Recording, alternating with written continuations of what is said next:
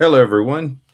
Today, I want to talk to you about how spirituality does not have to be hard, it does not have to be rigorous, and it doesn't actually have to take forever to produce results.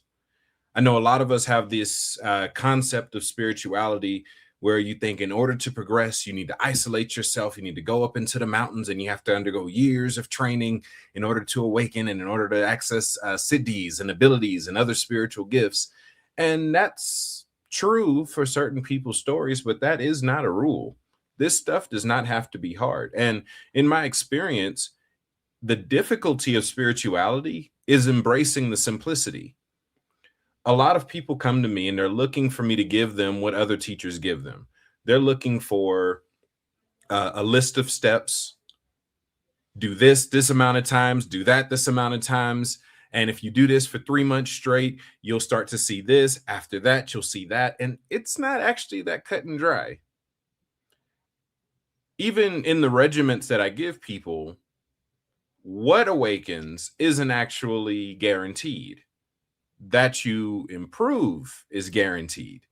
So something that I can say is when I started the academy a few months ago, a lot of people were starting from scratch. Most people struggle when it comes to self-perception. Either they see themselves as a main character or they see themselves as a background character. And both of them get in the way of their spiritual journey.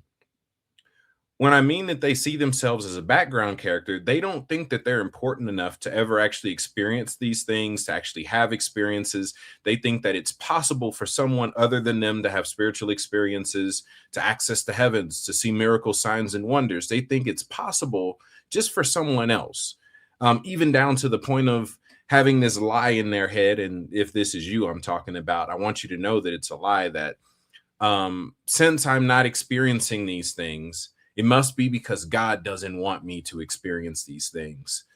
It just must not be for me. Again, I want you to know that that's a lie. And that even overlaps into the main character syndrome that also pops up as it pertains to spirituality. And that's people believing that they're a prodigy.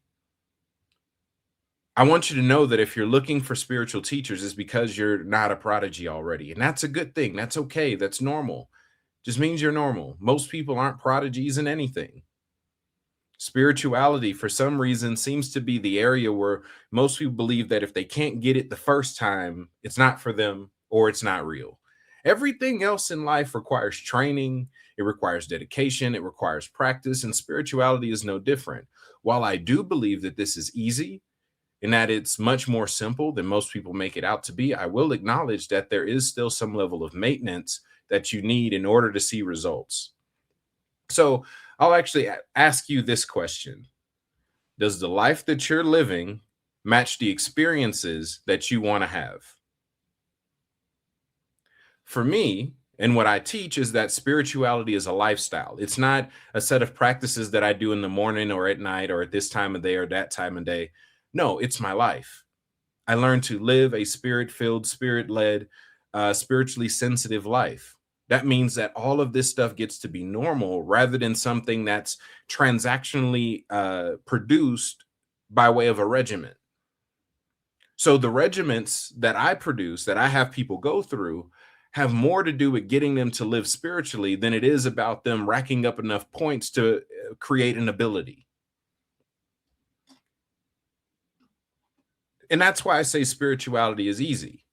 I started from scratch. I taught myself how to move in the gifts of the spirit as a Christian. I went through all nine because I recognized something. My issue with a lot of spiritual traditions, a lot of religions, is that a lot of them, and truthfully, religion as a whole, thrives on the ego.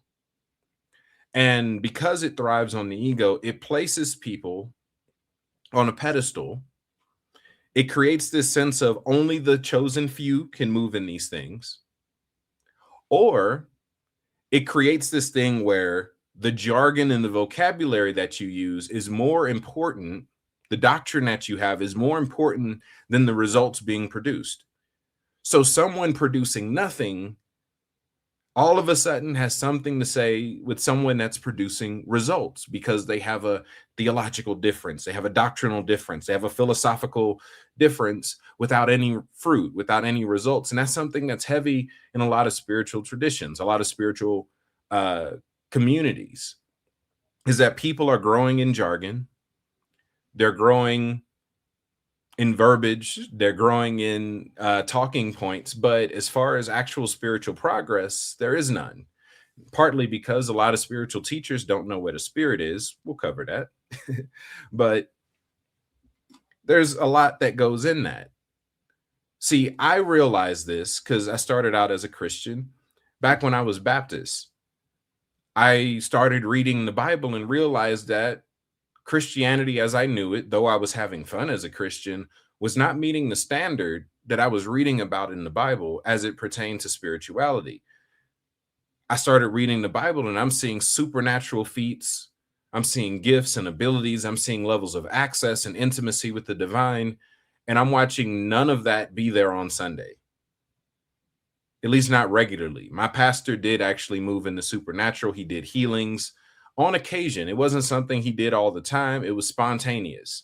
Sometimes people would be in ICU on their deathbed and the family's getting ready to pull the plug on them. He goes, pray for them. They're back at church the next Sunday, like the next day, really. Saturday night, they're almost dead. Sunday morning, they're back to normal. I got to see some of that on occasion, but it wasn't common. And I realized that I'm reading through the Bible and I'm like, wait a minute. Yeshua's healing people.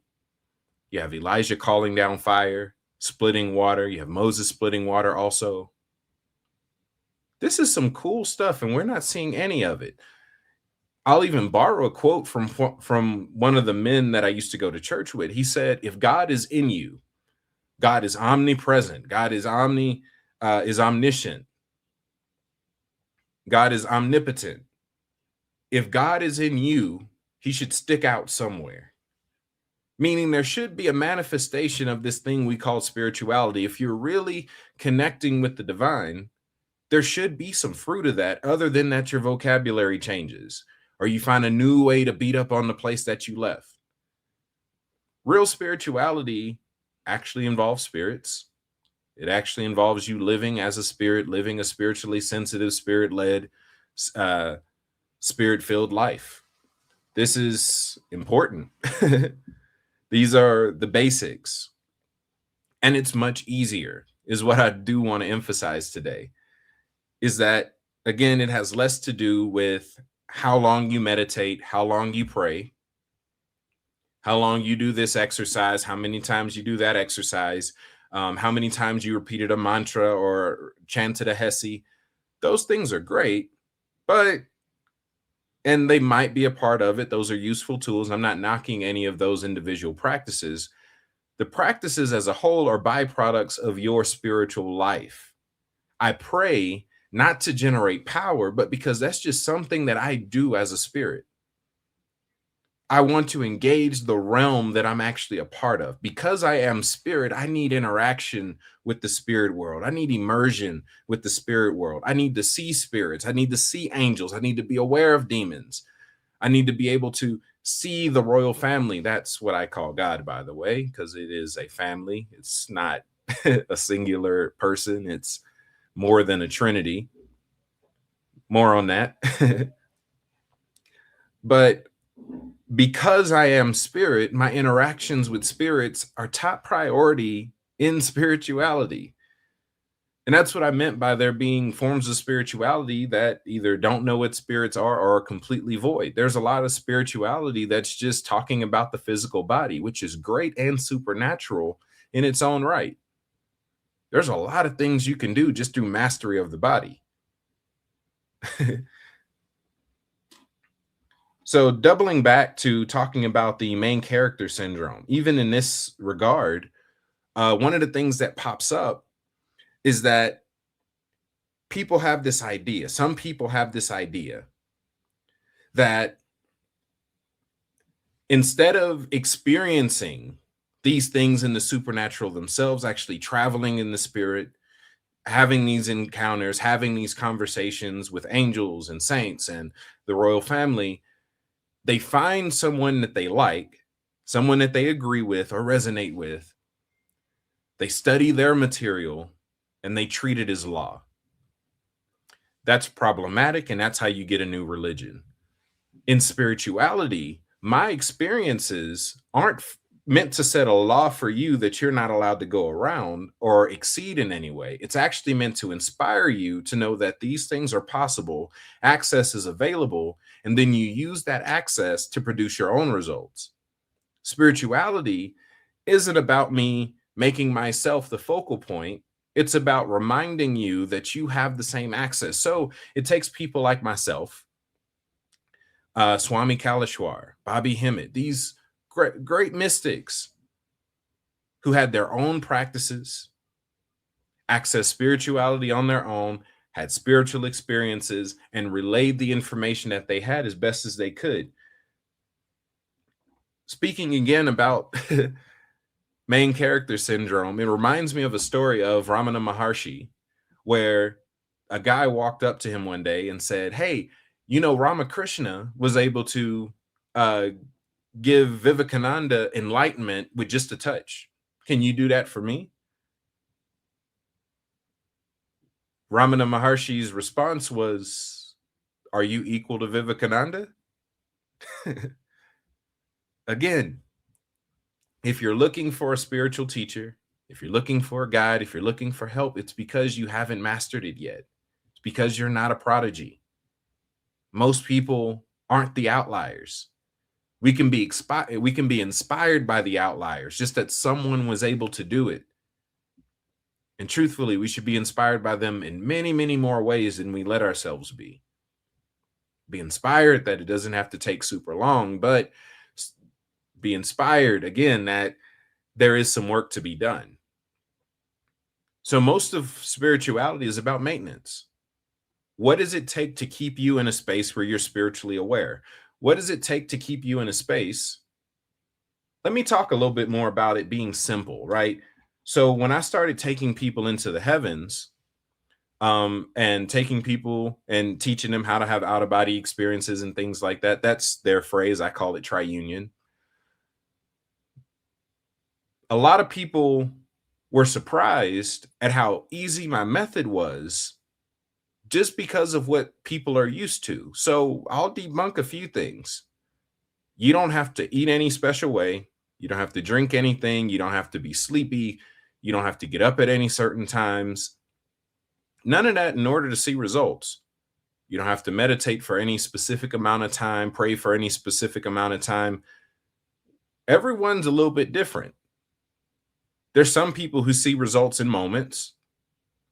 Others, it takes them a few days, others a few weeks, others a few months. But truthfully, if you're actually dedicated to immersion, spiritual immersion, it actually doesn't take longer than a year.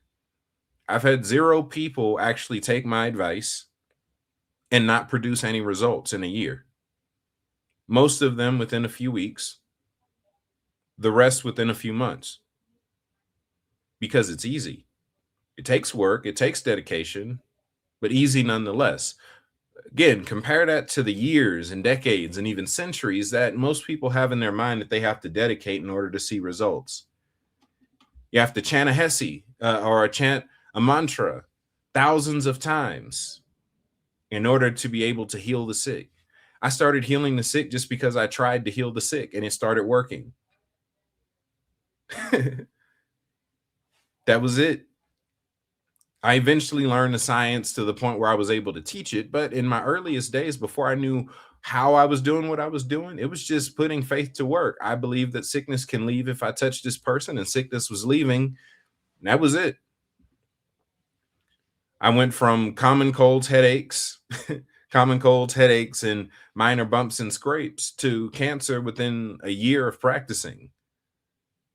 Another year later, I'm having people's spines unbend in my hands and people with multiple sclerosis untwist in front of me. And it started getting fun.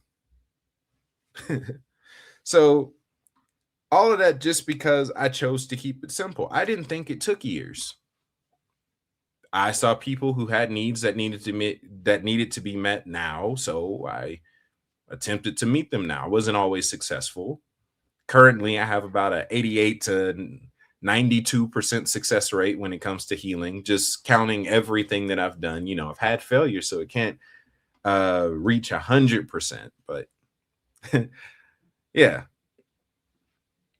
been producing results, and not only producing results, but actually teaching other people to move in those same gifts and abilities. Because again, I'm not interested in recreating the Moses syndrome, where you send the representative to encounter the divine and you just take their word for it. Nah, I'd rather show you the heavens and the royal family that I'm meeting and encourage you to meet with them without me. I think that's fair. They say the fool looks at the moon. I mean, a wise man points to the moon. The fool looks at the finger. Telling you that there's some awesome stuff out there and it's easy to obtain. If you're interested in actually learning how to move in the spirit, how to actually awaken spiritual gifts, how to develop intimacy with the royal family, please consider joining the Patreon, where there's a lot of resources available. Subscribe to YouTube if you're not already. Join the community where there's a bunch of people there that are on a similar journey as yourself. And you can find all of this, knowing where you want to fit in at, over on my website, caveofmystery.org. Over there, you'll find everything that I have to offer: books, classes, resources, events. In fact, we actually have an event coming up in April called Dunamis Day for those of you who want to experience the supernatural in person. So registration is currently open for that. There are limited seating, limited space available. So get registered while you can. With that being said, I love you. Hopefully this inspired you and you learned something. No, it won't take you years. There isn't an age limit. There isn't a gender difference. There isn't a race or ethnicity issue. Spirituality is something everyone can experience and benefit from should they choose to dedicate themselves. And if you see me as someone that you can learn from, I'd be more than glad to help you on your path. So with that being said, y'all be blessed. Take care. And until next time, later.